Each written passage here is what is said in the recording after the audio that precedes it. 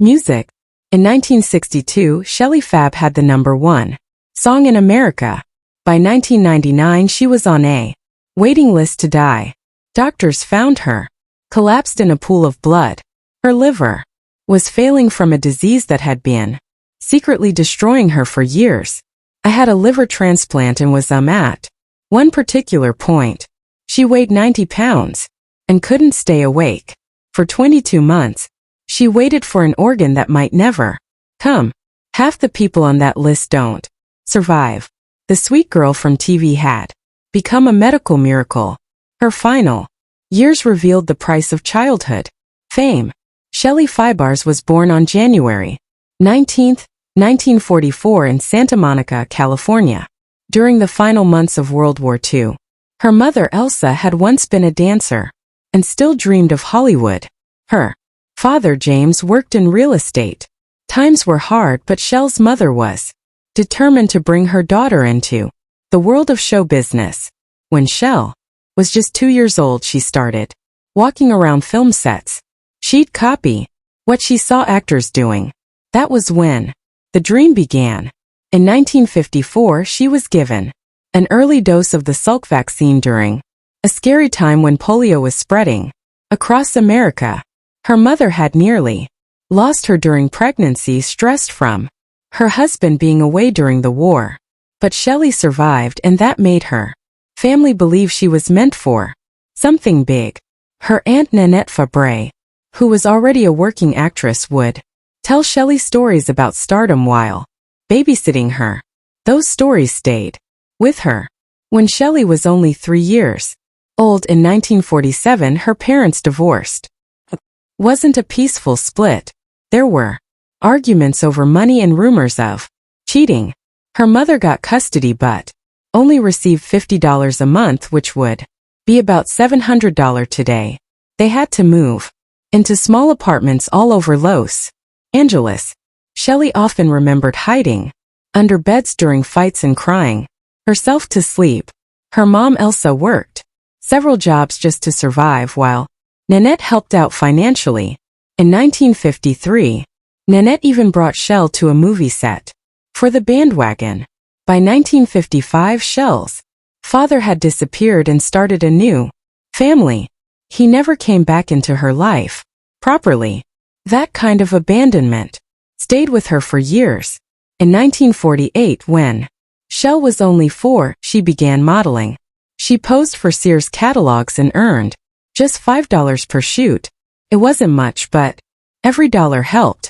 Her family had to move through 7 different apartments.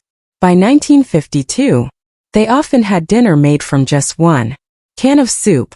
Shelley wore second-hand clothes, but she worked hard. By the time she was 6, she had already done 15 modeling jobs. One time in 1950, a photographer tried to overwork her, and her mother pulled her out to protect her. In 1951, they came close to being evicted.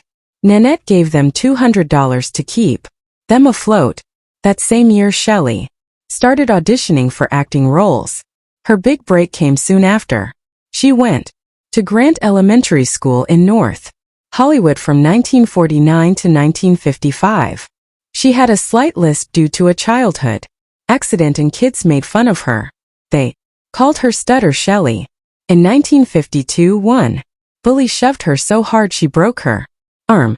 Shelley started joining drama classes after school. Her aunt encouraged her to perform. In 1954, she won a school talent show by performing a dramatic monologue. That moment made her feel strong for the first time. But the bullying continued. Some kids whispered that her family was strange because of the divorce. That isolation made Shelley dream of escaping into a new world, and that world was acting. By 1956, she had landed her first movie role. Behind the scenes, Shell's home life was still difficult. Her mother had struggled with depression since the 1940s. After the divorce in 1947, it got worse. Shelley would sometimes hide during her mother's outbursts. In 1950, Elsa broke dishes and had to be hospitalized. In 1952, Shelley found her mother after a suicide attempt. Nanette kept it secret from everyone, even Shell's younger siblings. Shelley carried that trauma into adulthood. Later in 1988, Elsa was diagnosed with Alzheimer's. Shelley had to make the painful decision to put her mother in a care facility in 1990, when Elsa couldn't even remember her name. It was a lifetime of mental health pain passed down through the family. In 1954, when Shelley was just 10 years old, she appeared on television for the first time. She played Marie Schumann on an episode of the Loretta Young Show. Despite being new to acting, Shelley did a crying scene in one take and everyone on set was amazed. Loretta Young even gave her a necklace as a gift. Shelley had already been rejected 20 times before getting that role. The days were long and tiring. Children weren't supposed to work more than 4 hours, but she often worked double that. Still, she loved the feeling of being on camera. In 1955, at age 11, she acted in the film The Girl Rush, starring Rosalind Russell and her aunt Nanette.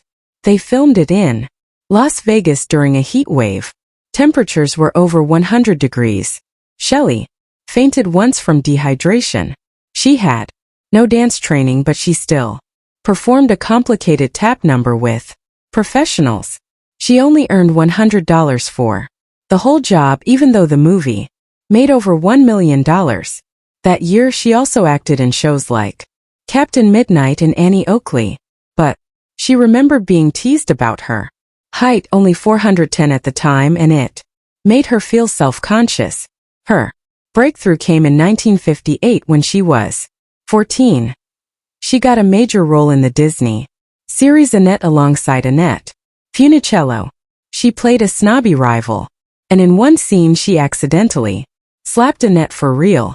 Disney edited it out but fined her $50. The show was hugely popular with 10 million viewers each week.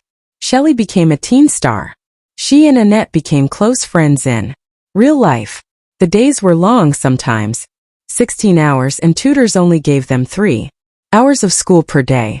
One episode mirrored real bullying Shelley had faced at school, and filming it brought back painful memories. Between 1954 and 1958, Shelley struggled to balance school and work.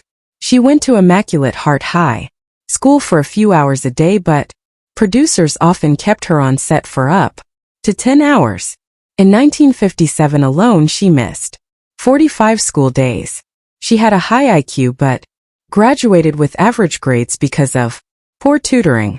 She was turned down for over 100 roles. Once in 1956, she lost a part because she was too tall at 5 feet 4 inches. That rejection gave her body image issues and a brief eating disorder. At age 13, a director made inappropriate comments to her, but Nanette stepped in and protected her. By 1959, at age 15, she signed a 7-year contract with Columbia Pictures for $10,000 per year, but it gave her little control.